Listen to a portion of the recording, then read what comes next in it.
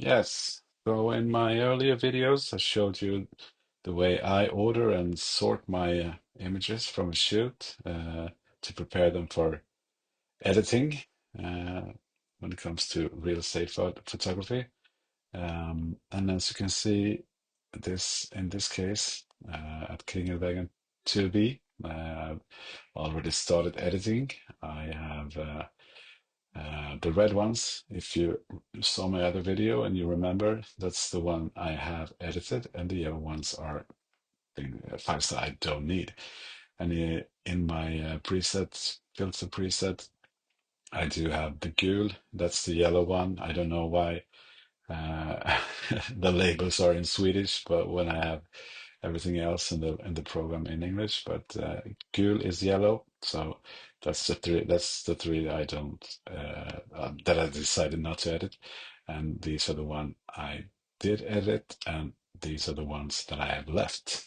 So, um, and as you can see, I have 7 files in this. That's 3 ambient and 4 flash files, and what I when I import them, I did apply a preset that doesn't do that much actually. It lowers the shadows.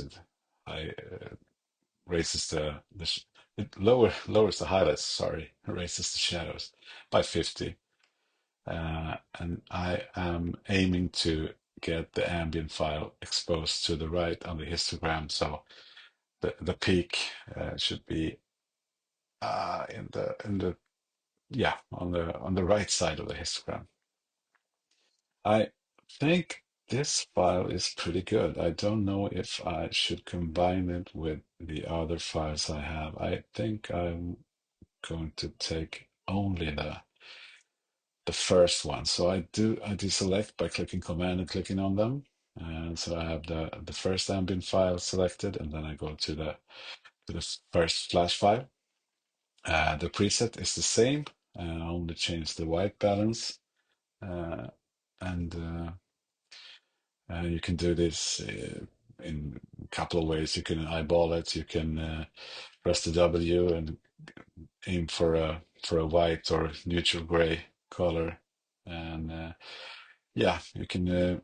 I, Actually, I prefer to do the automatic tint because I think it's the white balance looks kind of goofy sometimes. But then I do the automatic white temperature that is, and then I do the automatic tint by holding shift and double clicking on it. It just yeah, most of the time I think it gets it right.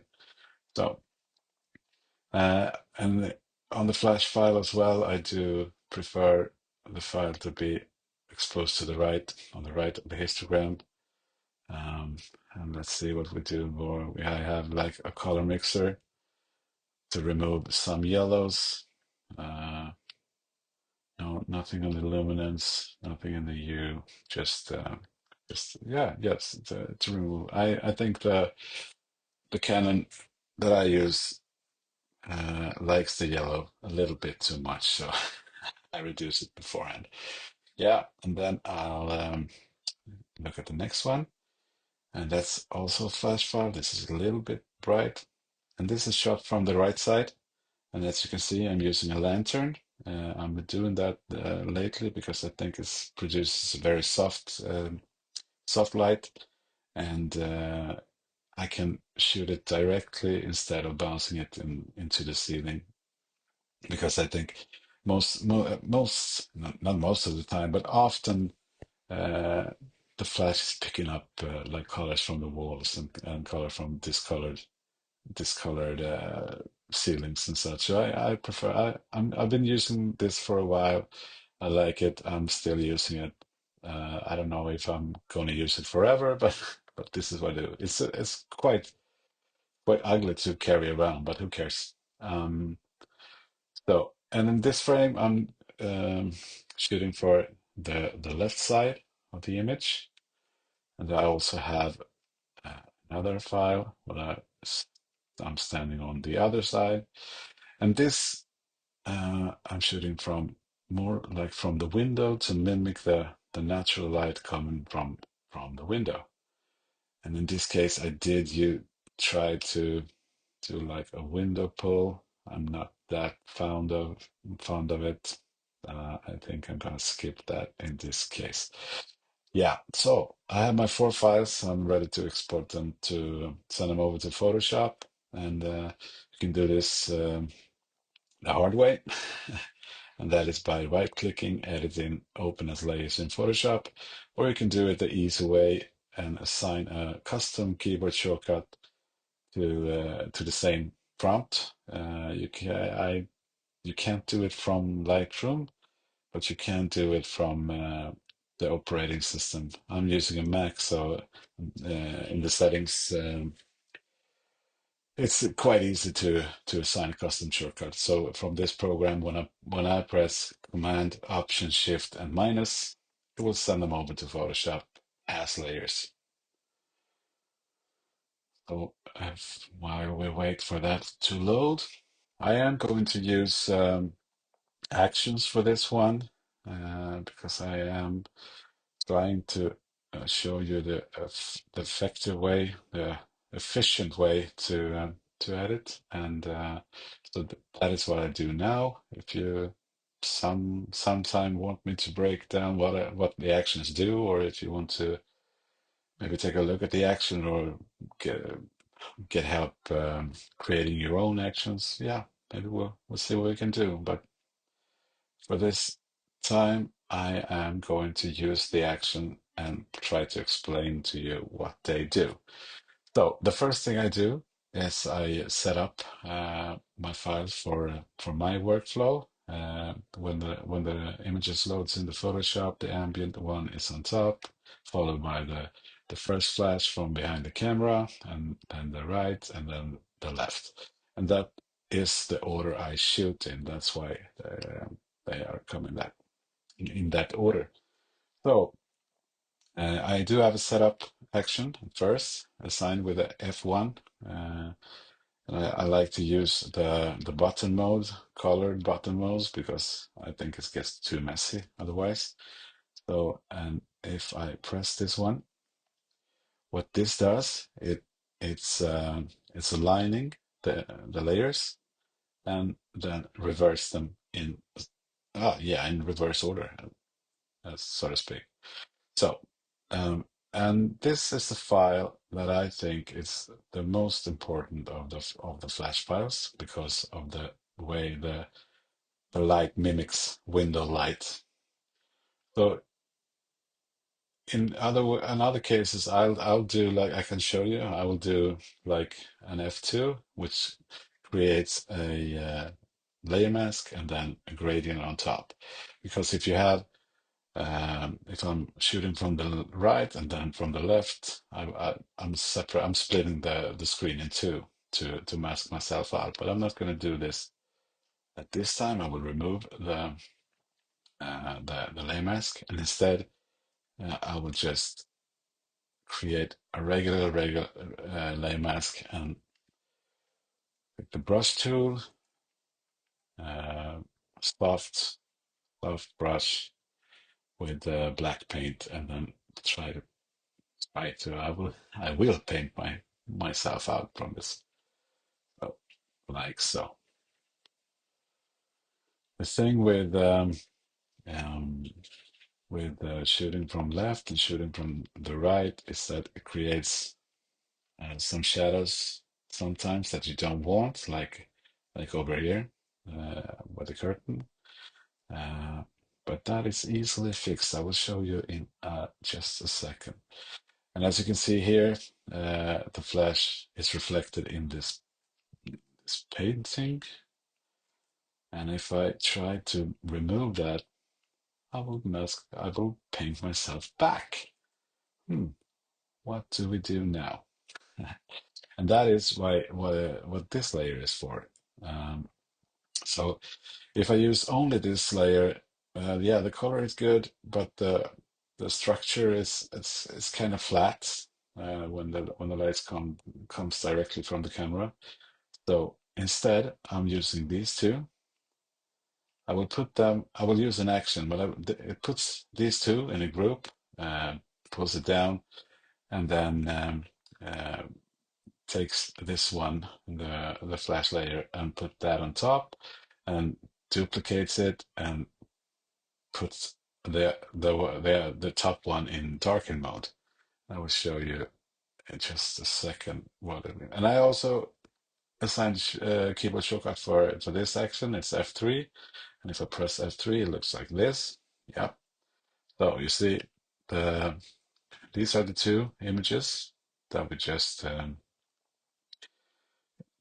put in a group that we created, and then uh, yeah, this is just for safety reason. This is just a flash file, but the eyeball is off, so I can't see it. Here is a flash in normal mode, and if I remove the mask, you can see it's the same file. And in darken mode, same here. What darken mode does, it just takes the darker pixels and to show through, not the lighter one. So yeah, what I do then is I take a white brush, soft white brush with pretty low flow. I usually do it around 11%, and just starting to paint in where I think where some shadows should be removed, like over here. So paint there. See, voila, it's gone. And I do also have a reflection in the window from the other ones. And if I paint, they are removed as well. I don't like this shadow. I will remove that. And as you can see, then another reflection is showing from yeah, the flash from behind the camera. Yes. And I will also just lighten up some shadows, but not too much, because like this, like over here behind the sofa, if I use this one, there's no shadows, there's no definition.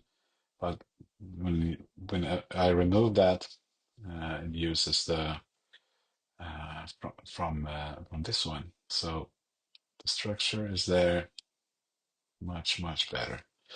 And I will also remove some that I accidentally painted on the sofa. And you can switch your colors, white and black, by pressing X.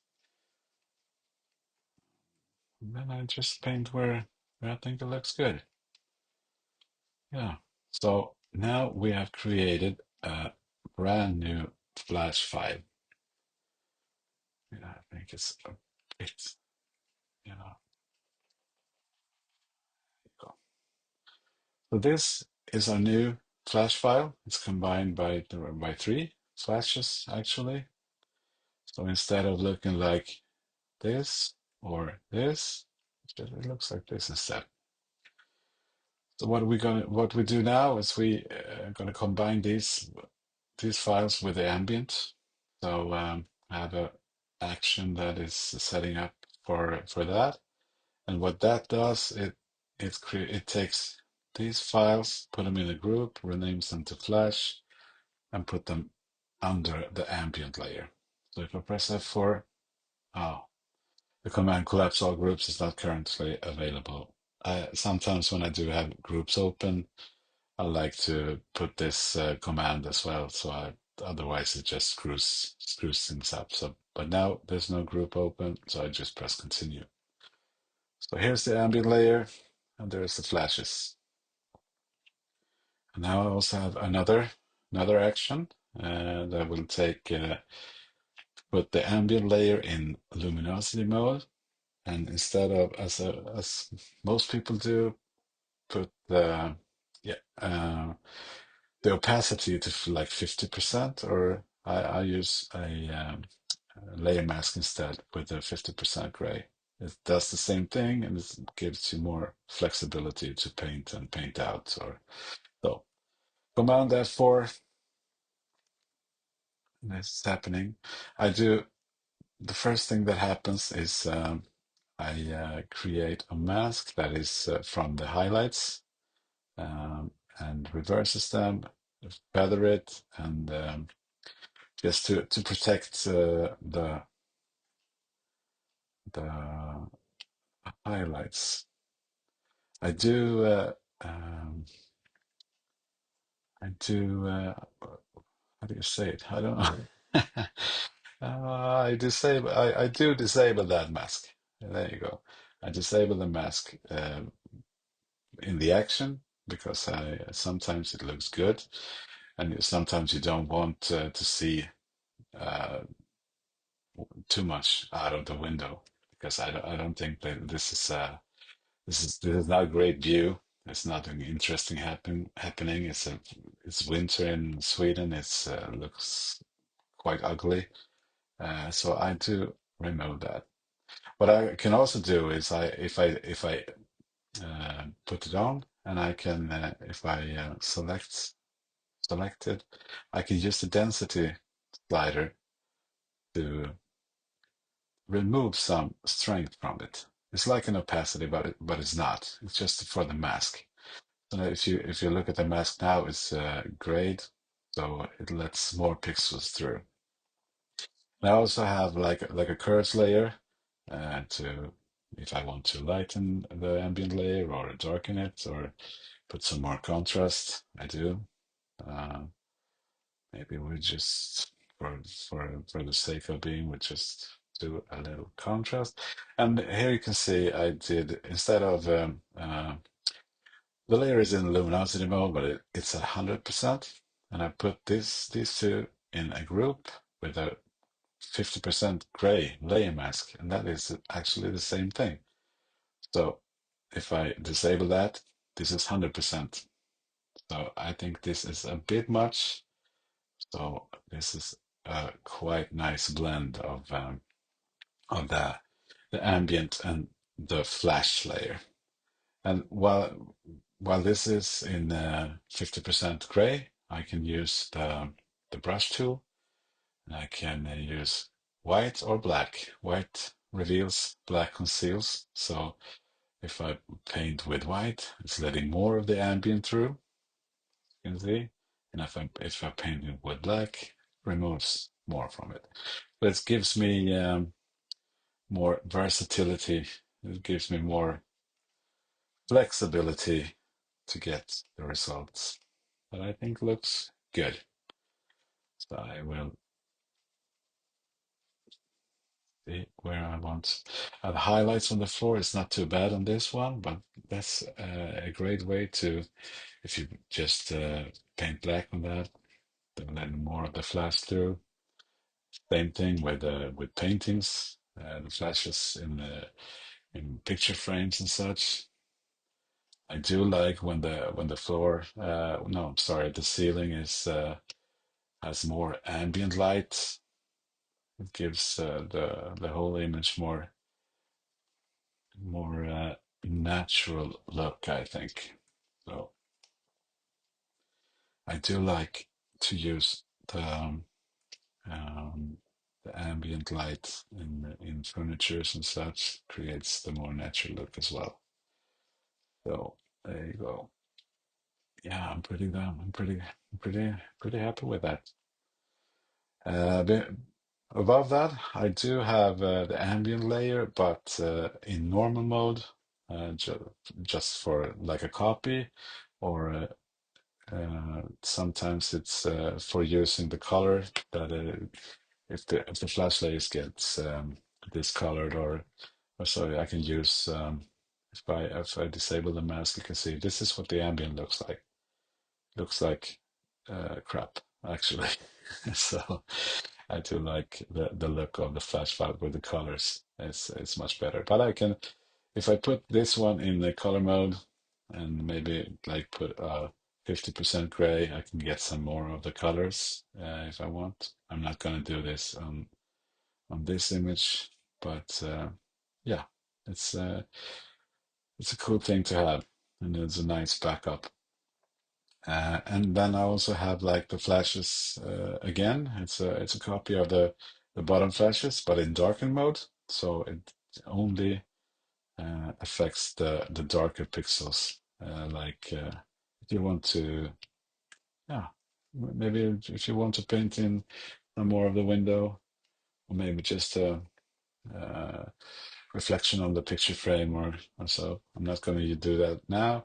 And I also have a backup with just the color of the flash. Nothing happens now because the flashes, the color from the flashes is already there. It's no colors from the ambient, just the luminosity.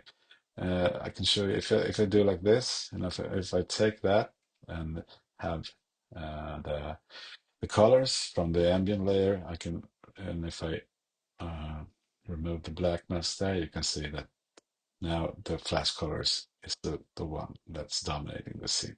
So I'm not going to use that. I'm not going to use that. What I do now is I often I flatten this. I have a shortcut for that as well. It's Shift F2.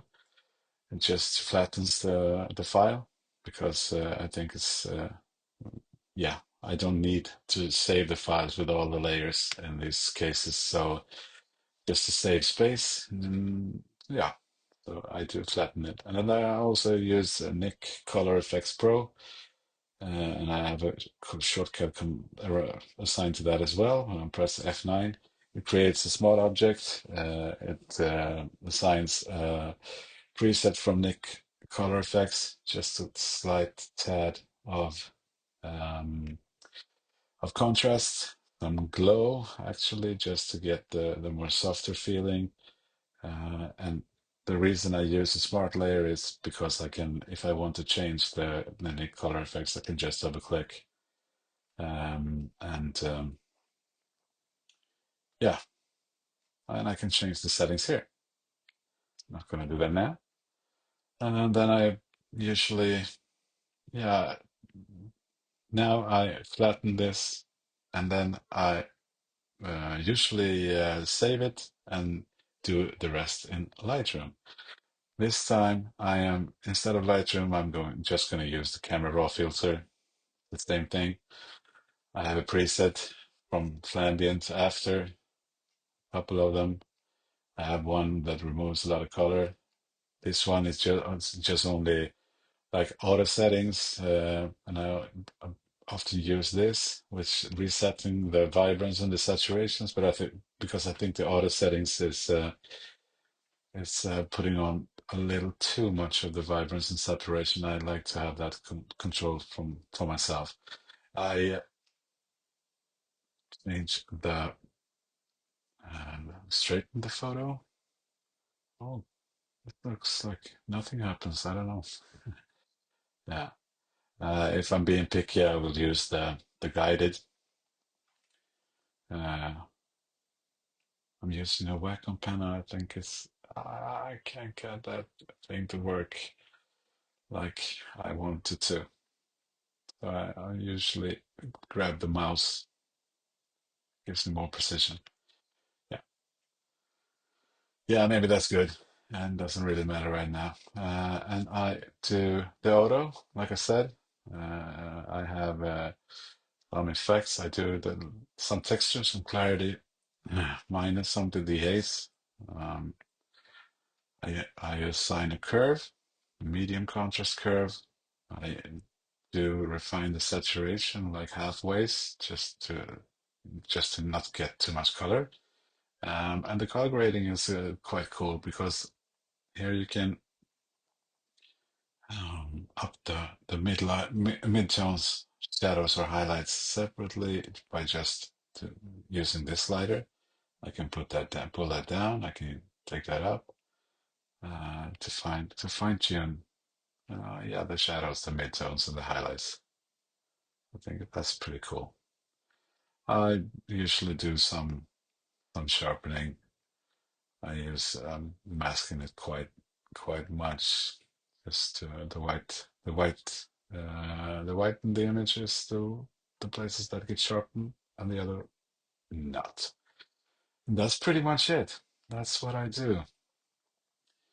Uh, when I do my edits, this goes by.